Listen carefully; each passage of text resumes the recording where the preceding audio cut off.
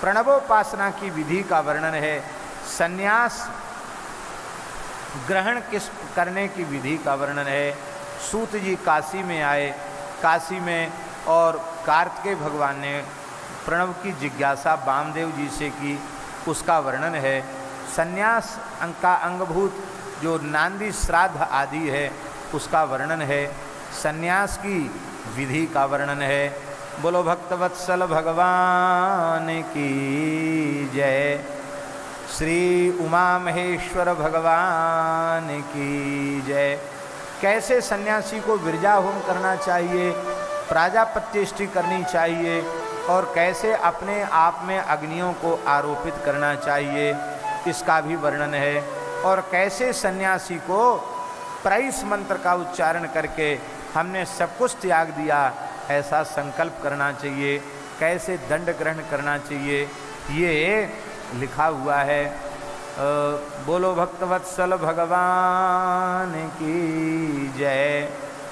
महाराज जी एक विशेष बात यहाँ लिखी है कि शिष्य को गुरु जी को 12 बार साष्टांग प्रणाम करना चाहिए। कितनी बार? 12 साष्टांग प्रणाम करना चाहिए। जब दर्शन करो गुरु जी के तब 12 बार साष्टांग प्रणाम। ये बात से पुराण में लिखी है। बड़ा फायदा है। इससे फायदा क्या है? 12 बार साष्टांग दंडवत करेगा तो एक प्रकार से दिन में 4 बार 5 बार दर्शन हो गए, तो 12 बार दंडवत करने से उसकी तो बढ़िया कसरत हो जाएगी। तो जैसे पेट बढ़ जाता है, शरीर बेडौल हो जाता, वो सब नहीं होगा, बढ़िया शरीर बना रहेगा। ये लाभ भी है उसका। बोलो भक्तवत्सल भगवान की जय। सन्यासी का धर्म क्या है? सन्यासी का धर्म है को दीक्षा लेने के बाद गुरुजी की आज्ञा से ही सब कुछ करे, बिना उनकी आज्ञा के कुछ न करे, उनकी आज्ञा लेकर के ही कार्य करे। स्फटिक लिंग की पूजा की बड़ी भारी महिमा है, और प्रतिज्ञा करे कि बिना भगवान के पूजन के हम अन्य जल कुछ भी ग्रहण नहीं करेंगे। बोलो शंकर भगवान की जय। जय जय श्री राधे श्याम। इस प्रकार से बड़ा सुंदर यहाँ वर्णन किया गया है। अद्वैत शैववाद और सृष्टि प्रक्रिया कैसे बनी इसका भी वर्णन है। कैसे शिष्य बनाना चाहिए इसका भी वर्णन है। बोलो भक्तवत्सल भगवान की जय। मुहूर्त देखना चाहिए, ये भी वर्णन है। महावाक्यों के तात्पर्य का भी बड़ा सुंदर निरूपण किया गया है। बोलो भक्तवत्सल भगवान की जय। यतियों का क्षौर स्नान आदि की विधि क्या है उसका वर्णन है।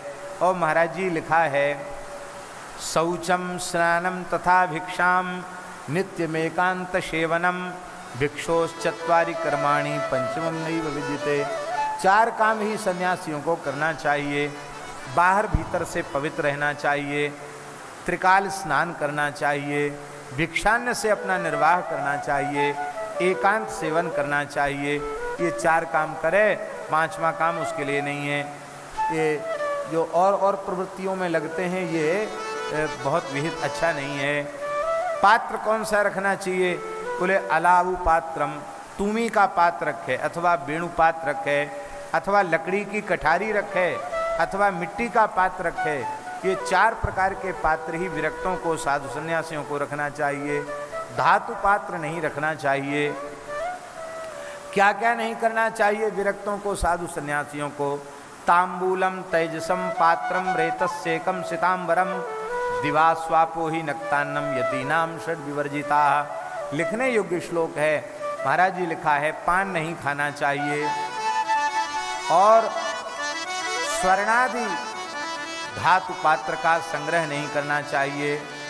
वीर्य सेचन नहीं करना चाहिए, अर्थात स्त्री का स्पर्श नहीं करना चाहिए। ब्रह्मचर्य व्रत का पालन करना चाहिए। श्वेत वस्त्र धारण नहीं करना चाहिए। सीतांबरम, श्वेत कपड़ा पहनना भी मना है विरक्त सन्यासी के लिए। दिन में सोना नहीं चाहिए, और रात्रि में भोजन नहीं करना चाहिए। न दिन में सोवे न रात्रि में भोजन करे, एक समय भिक्षा ग्रहण करे। शाम को 3-4 बजे खाएगा तो काहे को रात में खाने की जरूरत पड़ेगी। इस तरह से जीवित रहने के लिए खाना चाहिए। ये करने वाले को ही और उसका संन्यास लेने का फल प्राप्त होता है। विरक्त की सन्यासी की अग्नि क्रिया नहीं होनी चाहिए, उसको जल में ही समाधिस्थ करना चाहिए, और जल समाधि न हो सके तो उसको भू समाधि करनी चाहिए, किंतु उसको अग्नि में जलाना नहीं चाहिए। बोलो भक्तवत्सल भगवान की जय। हमारे श्री अयोध्या जी में सभी रामानंद संप्रदाय की सभी परंपराओं में सभी विरक्त संतों को सरयू जल समाधि ही दी जाती है। शरीर छूट जाने के बाद सबको जल समाधि दी जाती है, क्योंकि सर्वथा मना है। बोलो भक्तवत्सल भगवान की जय। सन्न्यस्य सर्वकर्माणि शिवाश्रय पराय तत्ते हम दूषे तस्तेषां राष्ट्रं च नश्यति। सन्यासी का अग्नि संस्कार न हो तो उसकी दुर्गति नहीं होती। अग्नि संस्कार होने से और जो है ठीक नहीं होता, अग्नि संस्कार नहीं होना चाहिए। यदि राजा बलपूर्वक सन्यासी का अग्नि संस्कार कराता है तो जिस राजा के राज्य में अग्नि संस्कार होता है वो राजा का राज्य नष्ट हो जाता है, वहाँ गांव में रहने वाले लोगों पर विपत्ति पड़ती है, ऐसा लिखा है।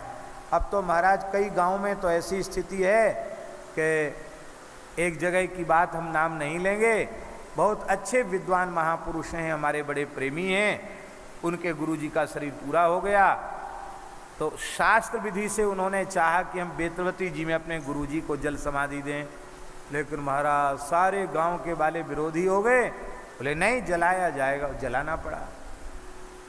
अब क्यों नहीं जलाना चाहिए उसका कारण हम बताते हैं।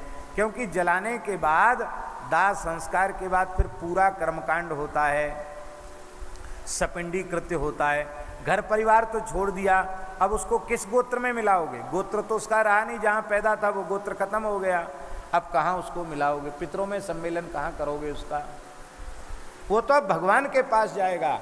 इसलिए और अब जब उसका परिवार से संबंध ही खत्म हो गया तो उसका अग्नि मुखाग्नि कौन देगा उसको? पिंडदान जलदान कौन करेगा?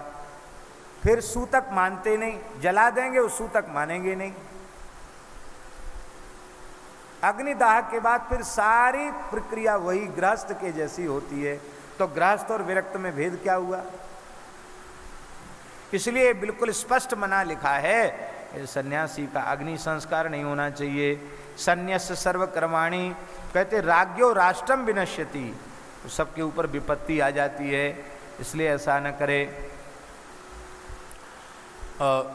यति के भी जो कृत्य हैं उनका भी वर्णन किया गया है। बोलो भक्तवत्सल भगवान की जय।